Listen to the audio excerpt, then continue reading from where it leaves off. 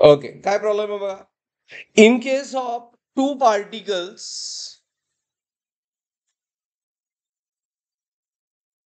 Of different masses, centre of mass lies, म्हणजे दोन particle दिलेत, एक M1 म्हणूया अँड अदर इज M2, बरोबर, right. As M1 not equal to M2, M1 greater than M2 माहित नाही कुठलं ग्रेटर, बट मासेस सेम नाही. तर as where center of mass lies, पहिली लाईन काय, at the midpoint of line joining two particle.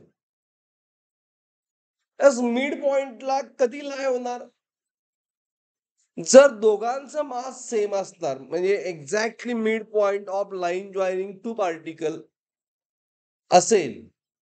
Okay, हे applicable कधी होतंय, जर दोघांचं मास सेम असेल तर. On the line joining two particles आपण सगळे ऑप्शन बघायला पाहिजे. At the one end of line joining two particles, at one end, one end म्हणजे मी जर ए बी म्हटलं, ऍट ए ला असेल किंवा ऍट बी ला असेल, तर हे सब बरोबर नाही.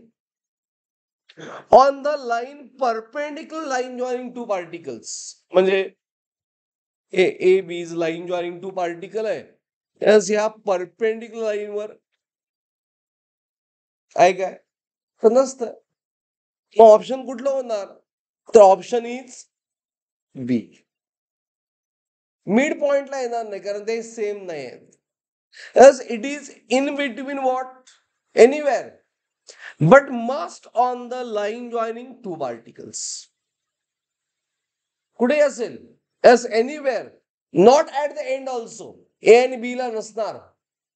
ओके, परपेंडिक्युलर नसणार, फक्त त्या लाईनवर असणार. Is it clear.